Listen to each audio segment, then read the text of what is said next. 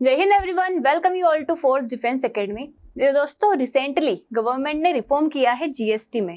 देखिए, हमने पहले भी बात की थी कि जीएसटी के कौन कौन से नए स्लैब्स आए हैं, उसमें क्या क्या होगा। लेकिन आज इस वीडियो में हम बात करेंगे कि इसकी रिक्वायरमेंट क्यों लगी, मतलब क्यों रिफॉर्म किए जीएसटी में, इसका क्या इफेक्ट होगा हमारी जीडीपी में, क्या ग्लोबल इफेक्ट है इसका, मतलब वर्ल्ड से क्या कनेक्शन है इसका, सभी चीजों की बात करेंगे हम इस वीडियो में। देखिए, जीएसटी क्या होता है पहले ये समझ लेते हैं हम।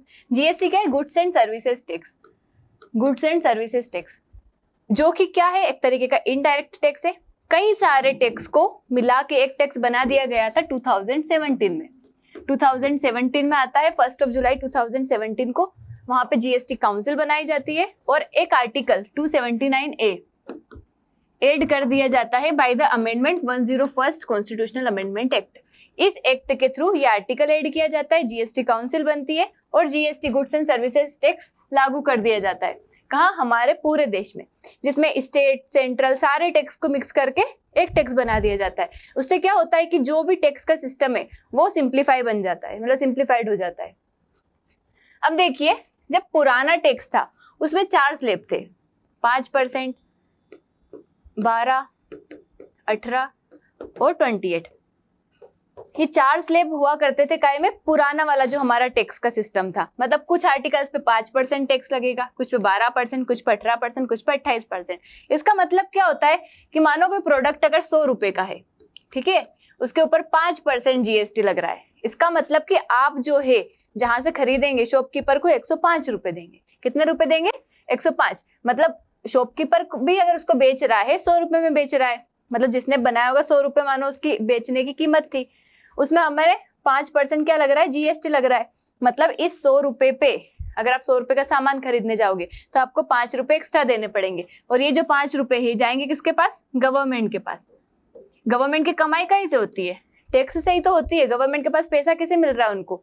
मतलब गवर्नमेंट जो हमारे देश को चला रही है, कंस्ट्रक्शन कर रही है, इंफ्रास्ट्रक्चर बना रही है, स्कीम्स लॉन्च कर रहे, उनके पास पैसा कहाँ से आता है? ऐसा थोड़ी ना है कि मशीन से, मतलब ढेर सारे नोट छाप दिए प्रिंटिंग मशीन से और गवर्नमेंट पैसा ले लेगी। ऐसा नहीं होता है। गवर्नमेंट के पास कमाई होती है और उसके कई सारे सोर्स है, बट सबसे बड़ा जो सोर्स है वो होता है आपका टैक्स। उसके अलावा भी कई सोर्स होते हैं जहां से पैसा आता है, लेकिन मेन जो है इंपॉर्टेंट है वो है आपका टैक्स। तो ये जो टैक्स है इसमें गवर्नमेंट के पास ये पैसा चला जाता है। आपको लगता है आपने इतने रुपए का सामान ही लिया है, बट उसपे क्या हो जाता है? थोड़ा सा टैक्स लग जाता है। अब हम समझते हैं इस टैक्स स्लैब को। तो ये जो 4 स्लैब थे अलग अलग, इसको अभी चेंज करके बना दिया गया है 2 टैक्स स्लैब में, 5% एंड 18%। और कुछ पे नील है, मतलब 0% टैक्स है कुछ प्रोडक्ट पे। और इसके अलावा एक और स्लैब है एक्सेप्शनल अलग से 40%, जो कि सीन गुड्स जो हो गए, मतलब लग्जरियस गुड या फिर सीन गुड्स, उनके ऊपर लगाया जाएगा। अभी हम देखेंगे, अभी बात करेंगे कि कौन कौन से प्रोडक्ट इन स्लैब्स में आते हैं। इसका इम्प्लीमेंटेशन स्टार्ट होगा सितंबर 22, 2025, मतलब 22 सितंबर से इसका इम्प्लीमेंटेशन स्टार्ट हो जाएगा। देखिए, टाइम आएगा, मतलब अक्टूबर में दिवाली दशहरा वाला टाइम आ जाएगा, उसके पहले नवरात्रि वाला टाइम रहेगा। तो नवरात्रि और दिवाली वाला टाइम के आसपास हमने क्या किया है? इसको इम्प्लीमेंट किया है, क्योंकि उस टाइम पे क्या होती है, ज्यादा से ज्यादा शॉपिंग की जाती है। देखिए, दिवाली के बाद एक तो शादियां स्टार्ट हो जाती है।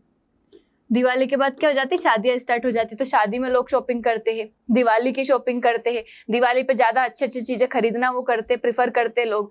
तो उससे क्या होगा? ज्यादा से ज्यादा चीजें खरीदेंगे। ज्यादा चीजें खरीदेंगे तो गवर्नमेंट के पास क्या आएगा? ज्यादा टैक्स आएगा। भले टैक्स स्लैब कम कर दिए है।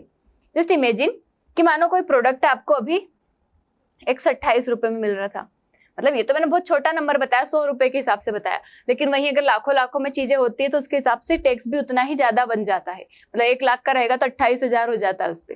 तो इस तरीके से 128 रुपए का मिल रहा था, ठीक है। अब उसका टैक्स ले मानो 28 से करके 15% कर दिया हो, मतलब 5% कर दिया हो, तो प्रोडक्ट अब आपको 105 रुपए में मिलेगा। तो आप क्या सोचेंगे? प्रोडक्ट सस्ता हो गया, हम क्या कर लेते हैं? अब खरीद लेते हैं। तो वहां पे आप क्या करोगे? उसे खरीद लोगे। देखो, 128 को कौन खरीदेगा? जो अमीर लोग होंगे। मतलब इसको कौन खरीदेगा? जो अमीर लोग होंगे, जिनके पास ऑलरेडी पैसे होंगे। तो मानो 2 लोगों ने खरीदा, 256 रुपए मिलेंगे आपको। ये बेसिक चीज बता रही हूँ, उसके पीछे क्या लॉजिक लगाया गया, कैसे गवर्नमेंट की कमाई होगी। मतलब आप सोच रहे होंगे कि अगर टैक्स स्लैब कम कर दिया है तो गवर्नमेंट की कमाई तो कम होनी चाहिए, गवर्नमेंट को तो कम पैसा मिलना चाहिए, क्योंकि टैक्स स्लैब तो कम कर दिया है। मतलब पहले अगर 28 रुपए मिल रहे थे, तब सिर्फ 5 रुपए मिलेंगे गवर्नमेंट को।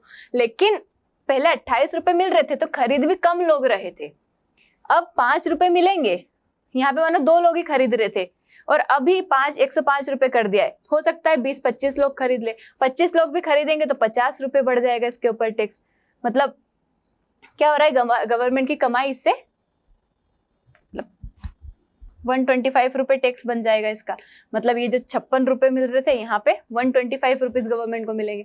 मतलब कम लोग जो है पहले खरीद रहे थे क्योंकि टैक्स ज्यादा था, टैक्स कम हो गया तो ज्यादा लोग खरीद रहे, और ज्यादा लोग खरीद रहे तो गवर्नमेंट को ज्यादा पैसा मिल रहा है। मतलब ये ऐसा है कि कम पैसे हो गए, टैक्स स्लैब कम हो गया तो लोग ज्यादा खरीदी करेंगे, तो गवर्नमेंट के पास कम कम के फॉर्म में ज्यादा रुपए आएंगे।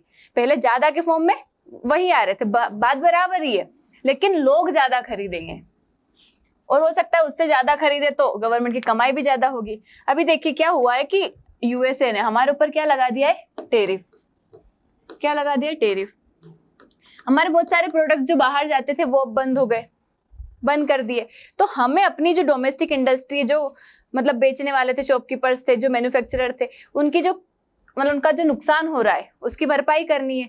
तो गवर्नमेंट ने सोचा कि जो जीएसटी के फॉर्म में हम क्या कर देंगे, रिफॉर्म कर देंगे, ताकि इससे क्या होगा कि मतलब जो बेचने वाले थे, जो यूएसए को तक प्रोडक्ट पहुंचा रहे थे, हमारे देश के बाहर पहुंचा रहे थे, हम एक्सपोर्ट्स कर रहे थे, उसे हमारे देश के ही लोग खरीदेंगे, कंजम्पशन इंक्रीज होगा, हमारी जीडीपी इंक्रीज करेगी, जीडीपी ग्रो करेगी, और जो छोटी छोटी इंडस्ट्रीज है वो भी क्या करेगी, ग्रो करेगी। तो इधर के टेरिफ से मतलब बाहर नहीं पहुंचा पाएंगे तो हमारे ही देश में वो लोग खरीदेंगे उस प्रोडक्ट को, क्योंकि उसको थोड़ा कम पैसे में कर दिया गया है। लोग खरीदेंगे तो वो इंडस्ट्री क्या करेगी, ग्रो करेगी। मतलब इस तरीके से अब टैक्स को समझ लेते हैं। देखिए 0%, मतलब कुछ प्रोडक्ट जिसके ऊपर टैक्स नहीं है, नील है। कौन कौन से वो, तो इसेंशियल गुड्स, मतलब जो आपकी जरूरत की चीजें होती है, जो आपकी नेसेसिटीज होती है, जैसे मिल्क हो गया, फ्लोर हो गया, नोटबुक, लाइफ, मतलब मेडिसिन, आपके स्टडी से रिलेटेड पेन पेंसिल जो हो गए, नोटबुक हो गए, लाइफ से रिलेटेड, हेल्थ से रिलेटेड, इन चीजों को क्या कर दिया है, बाहर ही कर दिया टैक्स से। मतलब इनके ऊपर कोई टैक्स नहीं लगेगा। ये आपकी इसेंशियल भी कमोडिटीज जो होती है, जो बेसिक फूड होते हैं, ताकि जो कंज्यूमर है उनके ऊपर से बर्डन खत्म हो जाए, स्टूडेंट के ऊपर से, हाउस होल्ड के ऊपर से। ये मोस्टली देखा किसको ध्यान में रखते हुए करा गया है, एक तो फार्मर्स को, मतलब ये जो है इनको फायदा होगा, देखो फार्मर्स हो गए, मिडिल क्लास के लोग हो गए, एमएसएमई सेक्टर हो गया, तो इन लोगों को क्या होगा, इन चीजों से फायदा होगा। 5% किसके ऊपर है, जो पैकेज्ड फूड रहते हैं, जैसे कुरकुरे, चिप्स वगैरह हो गए, कोई टॉयलेटरीज हो गए, appliances, agricultural machinery. Agriculture machinery पे भी पहले बहुत ज्यादा टैक्स लगता था, 12% था, अब उसको क्या कर दिया है, 5% कर दिया है। क्योंकि एग्रीकल्चर में फार्मर पहले ही तो मतलब इतना ज्यादा लोन वगैरह लेके क्या करता है, प्रोडक्ट खरीदता है, फिर बोता है, इतनी मेहनत करता है, उसमें फिर ये चीजें भी उसको महंगी मिले तो उससे क्या होता है, उसका बहुत ज्यादा वहां पे इनपुट लग जाता है और आउटपुट इतना मिल नहीं पाता है, तो इसको भी सस्ता कर दिया है। सर्विस इंडस्ट्री, तो इससे क्या होगा, डेली यूज आइटम सस्ते हो जाएंगे और कंजम्पशन बढ़ेगा, लोग ज्यादा से ज्यादा खरीदेंगे। उसके बाद 18% किसके ऊपर है, इलेक्ट्रॉनिक्स, ऑटोमोबाइल्स, जो छोटी कारें होती है, मतलब बहुत बड़ी बड़ी कार नहीं, लग्जरियस कार नहीं कि बहुत महंगी महंगी कार, हर तरीके की कार, छोटी कार्स जो होती है, सीमेंट, रेस्टोरेंट्स, टेलीकॉम इंडस्ट्री, इन चीजों के ऊपर 18 कर दिया गया है। उसके बाद 40% किसके ऊपर रहेगा, जो लग्जरियस गुड रहेंगे, मतलब बहुत महंगे महंगे जो गुड्स रहते हैं, जो महंगी गाड़ियां रहती है, महंगे प्रोडक्ट रहते हैं।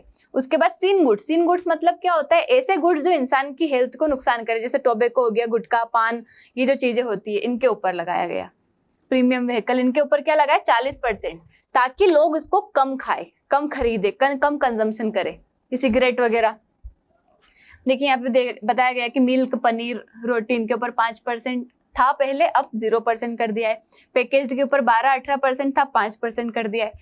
टॉयलेटरीज, किचन के सामान के ऊपर पहले 12-18 था, अब 5 कर दिया है। ऐसे ही जो वाइट गुड्स, एसी, टीवी वगैरह के 28% था, अब 18% हो गया है। स्मॉल कार्स और 2 व्हीलर्स जो थे उसके ऊपर 28 था, तो 18 हो गया है। इलेक्ट्रिक व्हीकल्स के ऊपर 5 का 5 ही है। उसके बाद प्रीमियम जो था पहले 18% था, अब उसको 0% कर दिया इंश्योरेंस के ऊपर। उसके बाद पान मसाला, शुगरी, इनके ऊपर पहले सेस लगता था, अलग से सेस लगता था।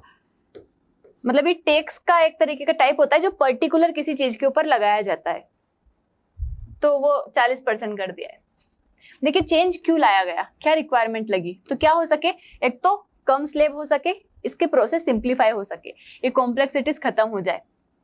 उसके बाद इन्फ्लेशन कंट्रोल और demand stimulus, lower rates on essential help curve inflation. देखो जो इन्फ्लेशन, आधा जो हमारे देश में महंगाई है वो किसकी वजह से, टैक्स की वजह से, क्योंकि टैक्स ही इतना ज्यादा है, तो टैक्स ज्यादा है तो इस वजह से लोगों को महंगा लगता है प्रोडक्ट, तो इन्फ्लेशन कम होगा, ऐसा माना गया 1.1% इन्फ्लेशन कम हो जाएगा।